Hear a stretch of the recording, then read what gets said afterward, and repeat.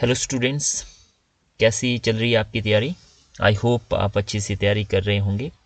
बहुत सारे students request कर रहे थे कि हिमाचल हिस्ट्री के ऊपर जिसने ऑप्शन हिमाचल हिस्ट्री रखा है उसके ऊपर आज हम बात करते हैं। तो इसमें एक तो मैं प्रीवियस ईयर का क्वेश्चन पेपर भी आपके साथ डिस्कस करूंगा और साथ में ही इस बार आप कैसे तैयारी कर सकते हैं और कौन से इम्पॉर्टेंट क्वेश्चंस आपके लिए रहने वाले हैं। तो किसी ने 332 फिल किया होगा, किसी ने 333। तो इसके ऊपर जल्दी से बात करते हैं। ये हमारे पास लास्ट ईयर का क्वेश्चन पेपर है जो हिमाचल हिस्ट्री का आया हुआ था। तो इसमें ज़्यादा कोई ऑप्शन नहीं है। इस बार जैसे पिछली बार जो फर्स्ट यूनिट है उसमें से आया हुआ है हिमाचल प्रदेश के इतिहास के पुरातात्विक स्रोतों पर प्रकाश डालिए। ओनली पुरातात्विक स्रोत पूछे हुए हैं। सोर्सेज का तो इस बार भी आएगा, है ना। तो इस बार थोड़ा सा चेंज होके आ सकता है जो क्वेश्चन है आपका। पिछली बार आर्कियोलॉजिकल सोर्सेज एविडेंस पूछे हैं, इस बार हो सकता है लिटरेली एविडेंस पूछ ले, है ना, कि साहित्यिक स्रोत कौन से हैं, या कुछ और घुमा के या पूरा का पूरा ही क्वेश्चंस पूछ ले कि हिमाचल प्रदेश के प्राचीन इतिहास के मुख्य स्रोत कौन से हैं। तो वहाँ पे आपको सारे के सारे स्रोत जो है वो मेंशन करने पड़ेंगे। सेकंड है हिमाचल प्रदेश के प्राग ऐतिहासिक pre history of Himachal Pradesh. ये आपका थर्ड टॉपिक है फर्स्ट यूनिट का, वहाँ से आया हुआ। तो सेकंड टॉपिक इस बार नहीं आया हुआ, उसके ऊपर आगे हम बात करते हैं कि क्या क्वेश्चंस वहाँ से आपको आ सकता है। यूनिट थर्ड का है हिमाचल प्रदेश में जनजातियों से राज्य गठन के परिवर्तन का विवेचन कीजिए। Discuss the transitions from the tribalism to state formation in Himachal Pradesh. Unit second का फर्स्ट। फोर्थ है 1000 ईस्वी तक चंबा राज्य के आरंभिक इतिहास का रेखांकन कीजिए। Trace the earlier history of Chamba state up to 1000 CE। तो ये मारूवर्मन से शुरू होगा, जब चंबा की राजधानी भरमौर हुआ करती थी और उसके बाद किस तरह से शिफ्ट किया गया कैपिटल को, वहां तक आपका ये पूरा का पूरा रहने वाला है। यूनिट थर्ड की हम बात करते हैं। 1814-15 के आंग्ला गोरखा युद्ध के परिणामों का एक विश्लेषणात्मक टिप्पणी लिखिए। 1814-15 में जो है आंग्ला और गोरखा युद्ध, ये आपने पढ़ा भी हुआ है, काफ़ी इजी है। अब मॉडर्न हिस्ट्री चल पड़ी है हिमाचल की। दूम एवं रीत परंपराओं की मुख्य विशेषताओं का विवेचन कीजिए। इसके बारे में भी हम आगे बात करेंगे। शॉर्ट क्वेश्चंस किस तरह से आ सकते हैं। हिमाचल प्रदेश फोर्थ यूनिट, हिमाचल प्रदेश में प्रजामंडल आंदोलन पर प्रकाश डालिए। तो प्रजामंडल आपने सारे के सारे पढ़ लेने हैं।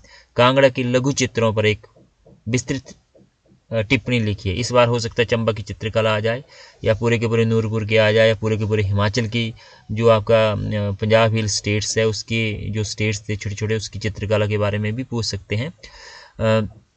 फिर है आपका फिफ्थ यूनिट, निम्नलिखित में से किन्हीं 6 प्रश्नों के 50 शब्दों में उत्तर दीजिए। तो ये काफ़ी इंपॉर्टेंट क्वेश्चन है आपका लास्ट, इसमें से पूरे के पूरे नंबर आप ला सकते हैं। इंस्क्रिप्शंस ऑफ मारूवर्मन, मेरूवर्मन के अभिलेख कौन से हैं। जगतसुख के मंदिर, फिर सिरमौर का प्राग इतिहास, कुलूत के सिक्के, जहांगीर का कांगड़ा आक्रमण, बेगार प्रथा, अमर सिंह थापा, मसरूर मंदिर, और हिमाचल प्रदेश को राज्य का दर्जा। तो ये शॉर्ट क्वेश्चन है, 6 आपको इसमें से करने हैं। तो काफ़ी ये यहाँ से आपके पास काफ़ी सारी चॉइस हो जाती है। तो ये पहले वाली बुक है। इस बार आपका ये 333 कोड है और कुछ टॉपिक इसमें सिर्फ ऐड हुए हैं। तो यहाँ पे हम बात करें यूनिट 1, तो regional history and the regions in history.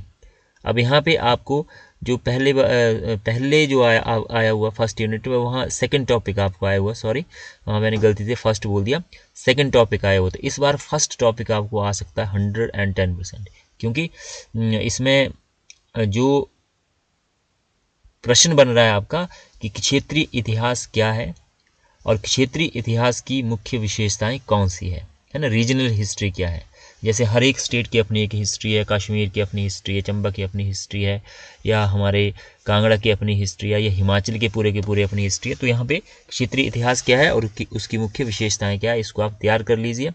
Pre and proto history of Himachal Pradesh, ये तो आ गया हुआ है। और सोर्सेज का 2 आप तैयार कर लीजिए। सोर्सेज का इस बार पूरा का पूरा प्रश्न आपसे पूछा जा सकता है। तीसरा अगर आपने छोड़ना है तो इसको छोड़ सकते हैं। यूनिट सेकंड की बात करते हैं।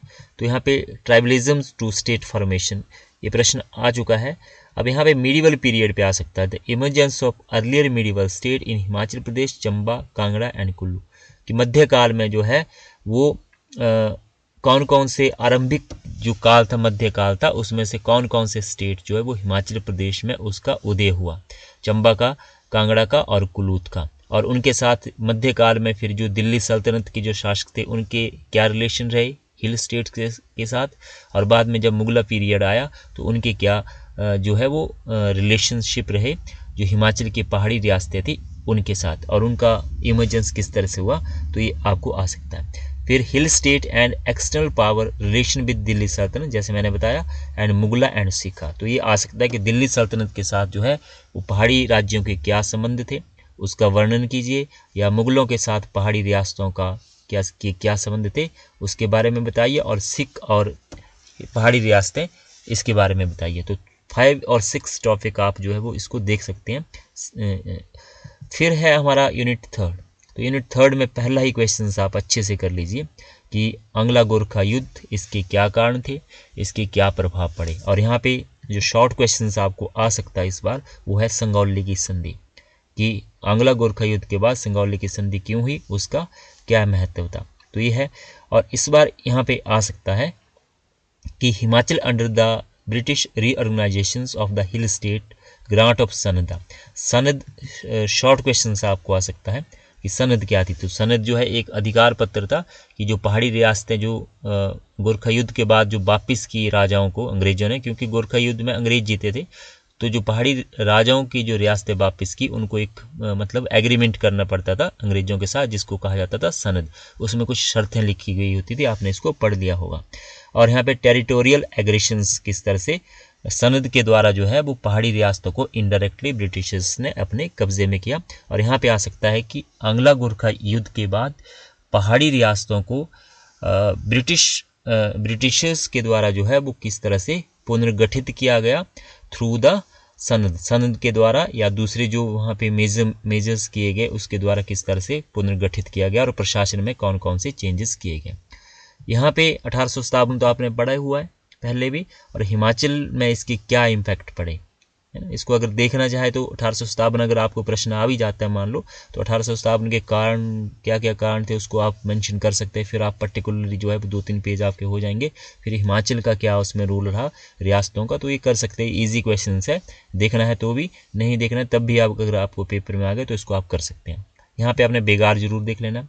बेथ इस बार आ सकता है, धूम इस बार पिछली बार आया हुआ है, जुग्गा इस बार आ सकता है, रीत आ सकता है। तो ये छोटी छोटी है ना कि बेगार जो है वो कैसे आपको पता है ली जाती थी, बेथ, धूम, है ना, बेठू होते थे, बेट प्रथा बोली जाती थी, जिसमें कि जमींदार जो है, जमींदार अपने अधीन कुछ लोगों को रखते थे और उनको जो है वो वहाँ पे जमीन बोने के लिए दी जाती थी।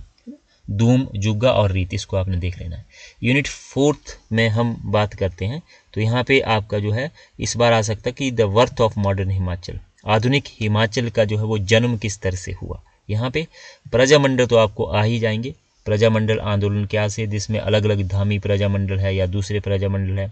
तो मेनली ये एक सोशल और जो एक मतलब जो इकोनॉमिक वहाँ पे डिफरेंसेस थे उसके विरुद्ध जो है वो एक एग्रेशन था, जो लैंड रेवेन्यू सिस्टम था या बेगार प्रथा थी, है ना, या सामाजिक बुराइयाँ थी, उसके खिलाफ जो पहाड़ी रियासतें थी उनकी राजाओं के विरुद्ध जो है लोगों का एक गुस्सा था, और उसको प्रजामंडल मूवमेंट जो है वो कहा जाता है। जो अलग अलग स्टेट में अलग अलग प्रजामंडल मूवमेंट जो वो यहाँ पे चले, तो प्रजामंडल आंदोलन और बर्थ ऑफ मॉडर्न हिमाचल।